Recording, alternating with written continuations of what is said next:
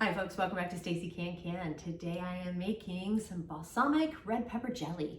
As part of a winter canning series that I like to do, is you can actually preserve food year-round. I like to do a lot of citrus this time of the year, but it's a little late coming on, so I'll have some more citrus stuff coming up. But while I go over all of this information, you can follow along down below in the show notes and hit like and subscribe while you're down there because that does help. So the ingredients that you need are 5 red bell peppers, about medium, stemmed and seeded. We're gonna have 3 jalapeno peppers that are stemmed, seeded, and deveined. If you want them to not be hot. If you don't care about heat, you can add, you don't have to devein them or remove the seeds. So just keep that in mind. It's up to you on flavor profile there.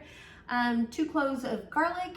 We need half of a cup of red wine vinegar, 3 tablespoons of balsamic vinegar. I need 2 tablespoons of lemon juice, 6 tablespoons or a package of Pectin, depending on what you have.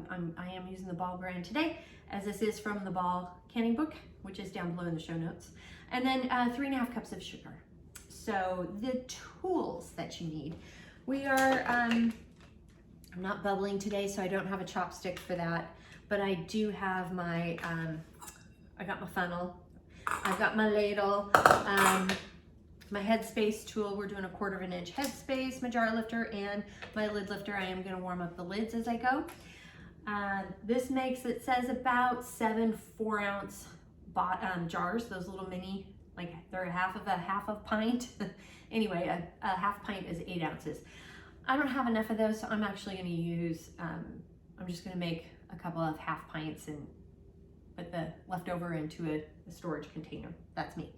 So the additional tools that you need, you do need a jelly strainer of some sort, or you can have a sieve with some cheesecloth over it, because we do have to strain some of the peppers.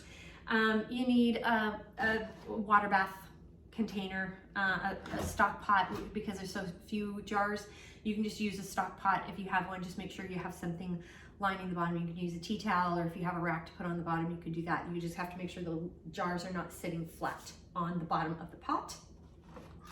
And you know, your jars, lids, rings, etc. Some paper towels are always nice too. So with all of that, let's go ahead and get started. 2 things I forgot to mention is you also need a blender or a food processor of some sort. You can possibly also use an immersion blender, but you definitely need something to blend with. And you can also use a glove if you want, especially if you're deveining the jalapeno peppers. The oils can get under your fingernails, and if you go to scratch your eye, then you got pepper in your eye.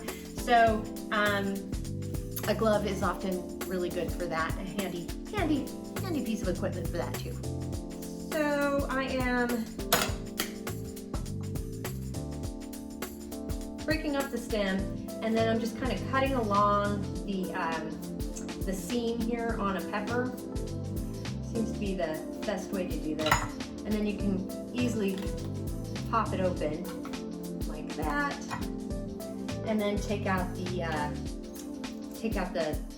I always kind of take off some of this white stuff here, but also take off the seeds that I'm doing. And then I'm just chucking them, I might break it in half, but I'm chucking them for the most part. I'm just chucking the whole thing into the food processor here. And if you want to take your knife and kind of cut off more of the pepper around what you've broken off, you can do that too. It's up to you on that. The next thing I'm going to do is we do need to measure out a half a cup of finely chopped red bell pepper. So I've got my half a cup of finely chopped bell pepper that I'm setting off to the side. And then I am going to put on a glove super quick for this part, just because I have gotten these oils under my gloves before, and I don't like it. Now I am not going to devein these and remove the peppers, remove the seeds, because we like a little heat here. So I'm just shoving them into the processor here. And last but not least, get the garlic all ready to go. Okay, now we're gonna we have a puree. Now I'm pulling the jelly bag together here, and I have gotten it wet with just some water and then wrung it out with my hands. You wanna make sure your cheesecloth or your jelly bag is wet first. If not, all the juices just kind of seep up into the bag.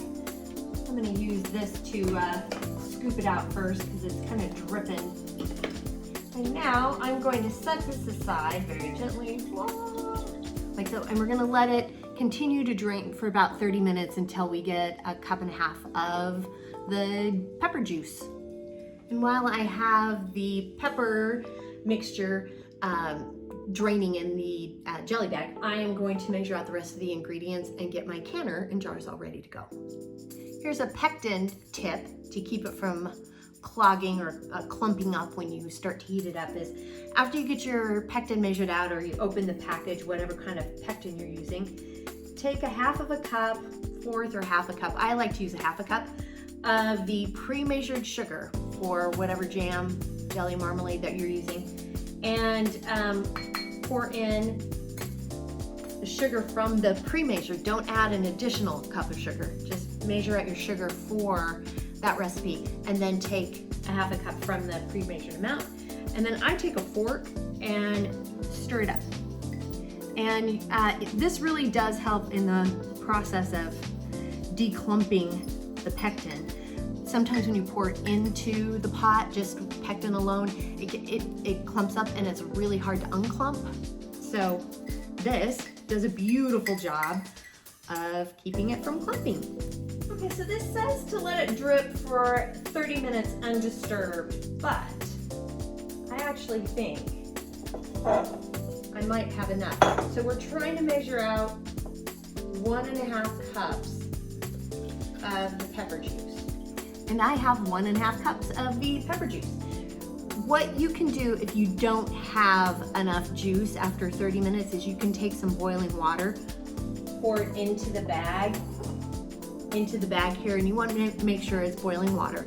Pour a half a cup of boiling water into the bag, and then just let it soak some more so that hot water will kind of help release some of the juices from the vegetables, especially if they're a little dry. These are fantastic, and it's still dripping, and I had extra, but so we're measuring out 1.5 cups. I have all the rest of my ingredients here, and we're gonna get started. All right, so I'm gonna go ahead and pour in the 1.5 cups of the pepper juice, the half a cup of the finely chopped peppers, half a cup of red wine vinegar, 3 tablespoons of balsamic vinegar, 2 tablespoons of lemon juice, and then also the pectin with the half a cup of pre-measured sugar I'm pouring in here as well. And I've got the heat up to high, and we're gonna stir this until it comes to a rolling boil.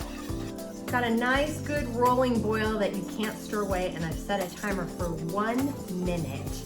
Come to a rolling boil, obviously the 1 minute timer has gone off, so I've cut the heat. And this is where you can skim the foam if you want. To do that, you just take a spoon and just gently skim off the foam. I never do because I don't care that much. If you don't want that in my foam, then you can scrape it yourself. I don't enjoy scraping foam off the top of jam, so I don't do it. Alrighty, now we're gonna go ahead and take out a jar and start filling them up. And we are filling this to a 1/4 inch Headspace. Right, I got a 1/4 inch.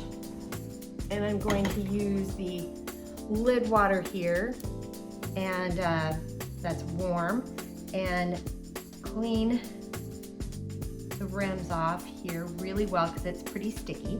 I'm gonna take one of the lids carefully on top here, add your ring, just fingertip tight. All you want to do, ooh, it is hot potatoes, so be careful. And then just lift it up and over and into the canner. Do not tip or tilt.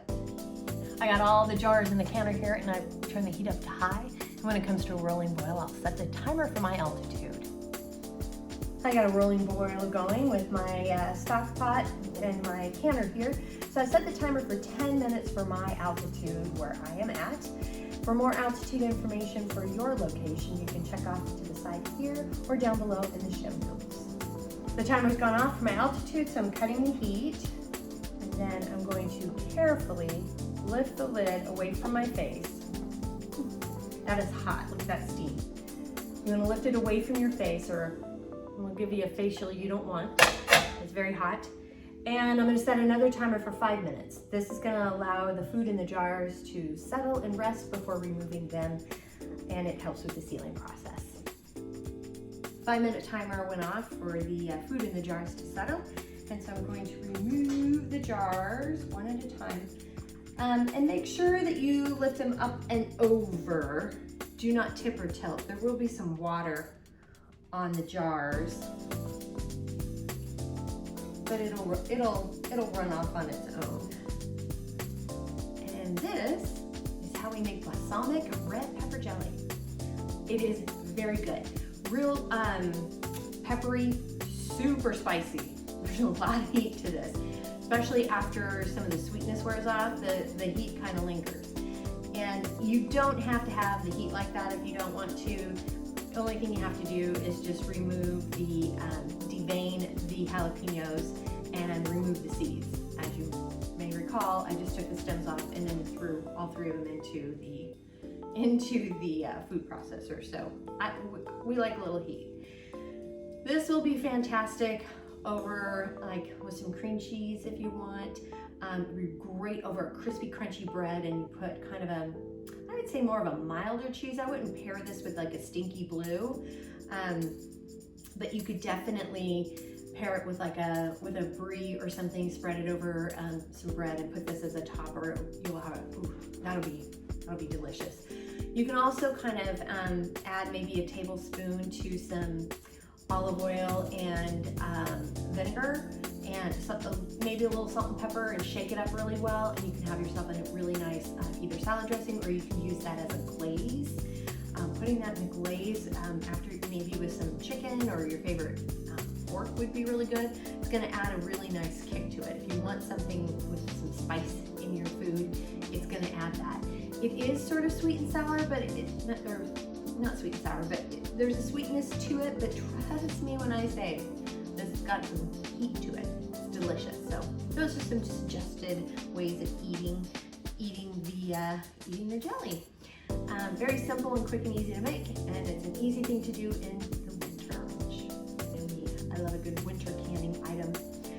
So that's how we do it. Now the recipe for this is down below in the show notes, and while you're down there, please hit like and subscribe. And if you have any questions, comments, suggestions, feedback, concerns, by all means, please reach out to me. I'm on Facebook at Stacey Can. You can at me on Instagram and TikTok at Stacey Can. My website is www.staceycancan.com. My email is info@staceycancan.com. I'm on LinkedIn and Pinterest at Stacey Can as well. And please reach out to me and check out my website for my newsletter. It's coming out each month, and you can subscribe to that with some really great recipe tips and tricks and things like that. So thanks so much for joining me today, and until next time, happy canning.